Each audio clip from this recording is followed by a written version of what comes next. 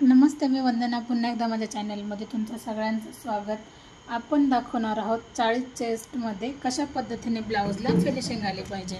म्हणजे आपण स्टिच करून दाखवणार आहोत. जसं मी तुम्हाला एक बाजू दाखवली का किती सविस्तर त्याची स्टिचिंग आली. तर आपल्याला कधी पण ब्लाऊज शिवताना टापटिपपणा ठेवायचे आपल्या कामामध्ये, आणि व्यवस्थित जर आपलं काम असेल तर नक्कीच कस्टमर पण आपल्याला पाहिजे तेवढे शिलाई देऊन जातं. तर आपण एक भाग जोडून दाखवला तर आपण दुसरा कशा पद्धतीने जोडायचा मी तुम्हाला छोट्याशा व्हिडिओमध्ये तुम्हाला दाखवते. आता हा मी बाजूला करणार आणि ही एक साईड आहे आपली. आता ही आपली जोडायची कशी तुम्ही बघू शकतात.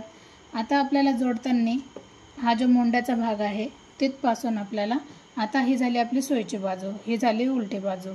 सोयीची बाजू सोयीच्या बाजूवर ठेवून घ्यायची, जास्त पण बाहेर काढायचं नाही. आणि नंतर आता मी शिवताना लक्ष द्या, सगळ्यात महत्त्वाचं, कोणाला कसं शिवताना असं ओढतात तर अजिबात ओढायचं नाही.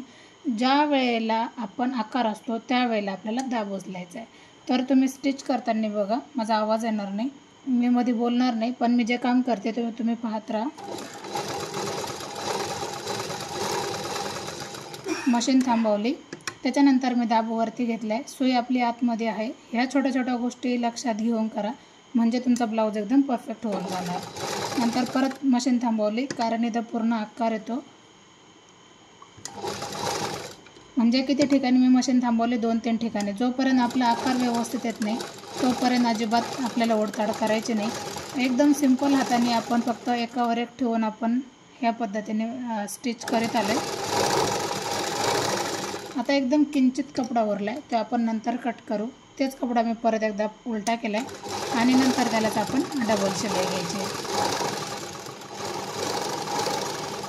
शिलाई बरोबर एकावर एक आली पाहिजे.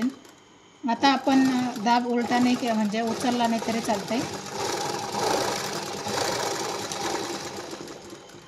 आता याची समोर आपण जोडल्याच्या नंतर आपण बघूयात का कशा पद्धतीने हा ब्लाऊज झाला आहे. तर अशा पद्धतीने पाहू शकतात, कुठे त्याला अजिबात रिंकल्स वगैरे काहीच नाही, चोन अजिबात पडत नाही.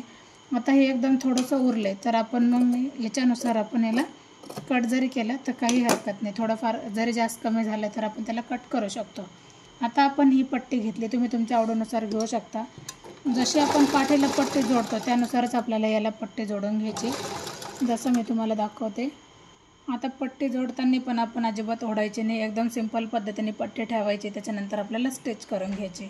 कधी पण स्टिच झाल्याच्या नंतर आपल्याला याला दाब शिलाई पण द्यायची. तर दाब शिलाई देताना आपल्याला ती दाब शिलाई पूर्ण अस्तरवर आली पाहिजे, आणि हा जो भाग आहे हा पूर्ण ह्याच बाजूला पाहिजे, आणि त्याच्यावर आपल्याला अस्तर ठेवायचे. आपल्याला बरोबर लक्षात येऊन जातं ज्यावेळेस आपण बोट फिरवतो का हा भाग जो जाड येतो, थोडंसं ह्याच्यामुळं जाड येऊन जातो, तर लक्षात येतं. हा भाग आपल्याला असं इकडं जायला नको, ती दाब शिलाई चुकीची आहे. तर ह्या छोट्या छोट्या गोष्टी लक्षात घ्यायच्या. आता आपली दाब शिलाई पण पूर्ण झाली. आता हिला मोडपायचं कसं तर ते तुम्हाला मी दाखवते. एकदा आपण फोल्ड केलं ह्या शिलाईवर, तुम्हाला किती लागते किंवा याच्यातून समजा ही पट्टी कमी जरी घेतली तरी काय हरकत नाही, पण आता माझ्याकडून जास्त झाली तर मग मी अशा पद्धतीने मोडपणार आणि तिला मग अशा पद्धतीने फोल्ड करणार. म्हणजे आपल्याला जी शिलाई आहे, जसं आपण पाठीचा भाग जोडतो सेम त्याच पद्धतीने, काही हरकत नाही. आणि नंतर मग एकसारखंच आपल्याला पूर्ण शिलाई मारायची. थोडंसं आतमधून घ्या आणि आपल्याला हात शिलाईला जागा राहील यानुसार एकदा जागा ठेवायची. तर पाहू शकतात आपण ही खालची बाजू पूर्ण जोडली, अजिबात कुठं चोन आले नाही, किंवा कपडा ओढल्याच्या नंतर कसा थोडासा ओढून धरल्यासारखं होतो, तर अजिबात झालं नाही. तुम्ही दोन्ही बाजूची फिनिशिंग पाहू शकतात. आता आपल्याला बनवायची ती काचपट्टी. मग ती काचपट्टी तुम्ही तुमच्या म्हणजे आवडीनुसार घेऊ शकता, म्हणजे तुम्हाला किती रुंद लागते असं काही नाही. हरच वेळेला आपण टेप लावून पाहू शकतो, तर आपण अंदाजे जरी पट्टी कट केली तरी पण चालते. आता मग मी काय करते, थोडासा कपडा बाहेर ठेवला, तोच आपण मोडपला, खालच्या बाजूने घेतला. नीट लक्षात घ्या, खालच्या बाजूने घेतल्याच्या नंतर थोडंसं रफ केलं.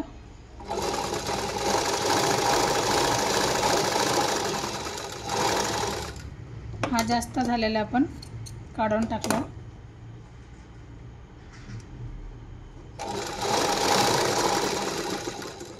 इकडच्या बाजूने पण आतमधून आपण मोडपून घेतलं. आता याला सोयीचं करायचं,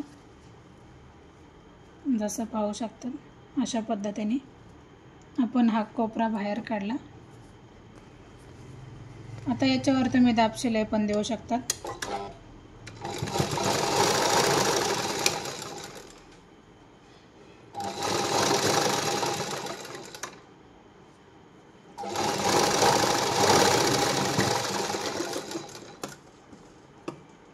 धागे कधी पण कट करायला विसरू नका. आता नंतर सोपी पद्धत आहे, जेवढे आपण पट्टे ठेवतो त्यानुसार आपल्याला हे पट्टे ठेवून घ्यायचे.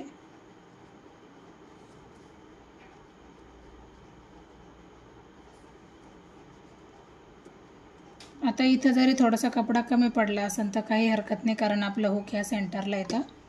तर इथं थोडासा रफ करून घ्या. नॉर्मल आपण रफ केले.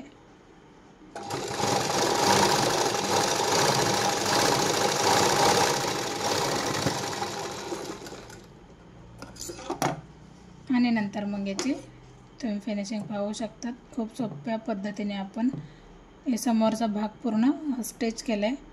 उरलेला थोडेफार धागे आपल्याला व्यवस्थित कट करायचे आणि जवळजवळ 40 साईजमध्ये आपण अशा पद्धतीने प्रिन्सेस ब्लाऊज हा जोडू शकतो. तर तुम्हाला कसा वाटला नक्कीच कमेंट करून सांगा. आता फुल व्हिडिओ काढणं सोपं होत नाही, कारण भरपूर सारी गर्दी असते. तर शॉर्टमध्ये तुम्हाला मी दाखवते. जेवढं दाखवण्याचा प्रयत्न होईल तेवढं मी तुम्हाला नक्कीच दाखवणार. तर पुन्हा भेटू नवीन चांगल्या व्हिडिओमध्ये. तोपर्यंत नमस्ते.